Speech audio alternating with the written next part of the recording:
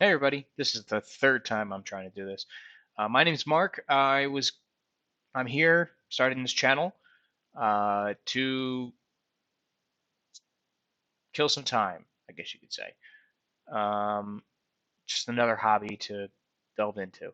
I've been a hockey fan, Devils fan, um, since 2000, sorry, 1994, 1995 season. Um, Before that, I was really too young to know there were teams other than I played hockey. I played roller hockey. I grew up playing roller hockey in Jersey and street hockey, ball hockey, and I think I was a Ranger fan for about a year there before I knew there was a Devil fan. And then '95, the year that they won the cup, I began going to Devils games. So I literally grew up in the dynasty world, and that's the hockey that I grew up loving, as slow as it was, and that's where I'm coming from when I come into this. So I'm going to be doing a vlog for each of the 82 games this season. So I figured today I'd start with just a breakdown of who made the team and some predictions for individual players for the season. What I want to see this season, not really what I expect. I'm not. I might come back and do a video about, but the season already started, so I might just do game to game and take it from there. And then also maybe I play fantasy, so I have some fantasy players that I thought maybe I'd cover, and who on the Devils you could pick up and make a run with. So again, as a hit for history of me, who I am, I've been playing hockey since early teenage years. Played high school ice. Was a left. Was a winger. Was a center, and I haven't played beer league until a couple of years ago. Um, when I so far it's permanent. My shoulders kind of gave out on me, but I still want to play. So I've been in a lot of locker rooms. I've been on a lot of teams, and that's the way I look at it. So you know, the way the NHL is going, I don't. I mean, it's entertaining, high scoring, but they're taking some of the hockey end of the NHL for entertainment value, and we see that every playoffs when the teams that are a little heavy and play a little heavy um, always win because there is some intimidation to this game, and there is a team aspect where certain teams gel differently, and that's just the way it is. So that's the way I look at a team being um, put together, and that's where we are with the Devils. So at a camp, we have the lines here. This was October 11th from Amanda Smith. She's kind of the Twitter girl for the Devils. Um, who's missing here? Severson, Ty Smith, Miles Wood, and Tice Thompson. Tice Thompson should slot in on your fourth line there somewhere, but I also see Wood should be playing with McLeod when he comes back. That's what I think. So that might become a third line. A Mercer might become the fourth line. That's why I don't think I can't. I don't know. Tartar sauce could switch over with Zaka at some point, and I'm a big Zaka fan. I've been a big Zaka fan this whole time. I'm not one of these guys who says trade him for nothing. I've seen him live many, many times, and I just like the way he plays. He plays a heavy. He does when he's playing on. He has a he. It's very hard to get the puck from him, and it's not because of his speed. Um, so I like him on that line. I actually think Brad has more to prove this year than Sajak does. I mean, Zaka. Zaka gives me 15, 20 goals. I'm good. Brad needs to be a guy. He's got to do some shit. Because Hischier is not the offensive dynamo on that line. That's Brad. Hischier's just the all around great player.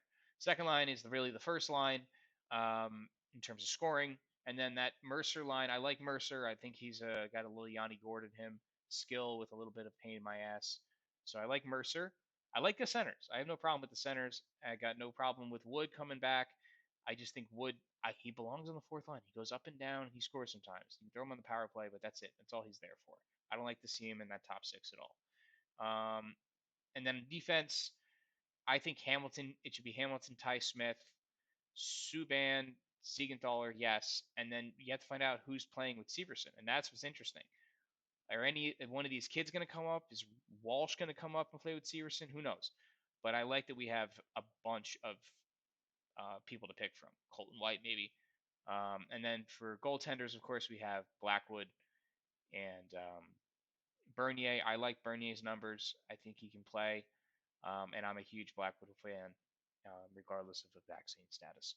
I have I have him and Hughes in my fantasy team.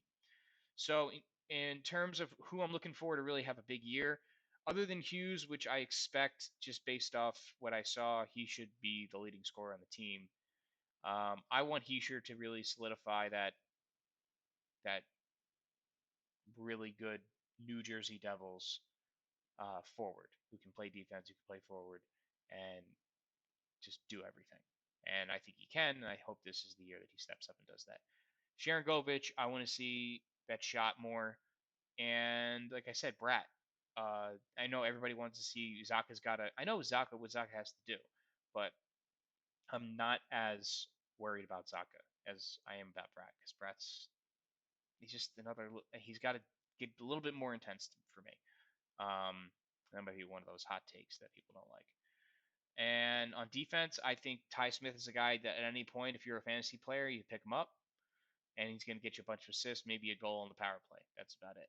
And he's going to play a wonderful defensive game, puck control and outlet passing and all that stuff. And that's what we need. We need to be able to move the puck to the neutral zone with this kind of team, and not just score on the rush, but come in with speed, kind of like Colorado does, and play that game. So going into the first game against Chicago, I sadly think the Devils will lose this game just because of injuries. And from what I saw last night, everybody's going to be a little flat. You got some new pairings in there. Now, if they come out and have any sort of chemistry in the first period, the Devils, I think they'll blow the doors off the place. But if it is a grind, if it's 1-1 or 2-1, or it's just a grinding game, then I think Chicago could pull it out because they got Patty Kane and Taves is back, and the nucleus of the team is gone, but their leadership of their young core is intact, and they've been there. Our leadership is young, and our veteran leadership is new. And Subban is useless in the locker room, so I don't count him. So that's what I see. I want them to win. So, but I would predict a 5-3 loss with an empty net, or if they get to overtime, I think the Devils can score 3-on-3 and win. So that's my prediction. I'm going to try to do one of these for every game this year. I'll throw the lineup up there. We'll talk about it. And then what I want to do is I really want to have a reaction to each game, not really a prediction to the next.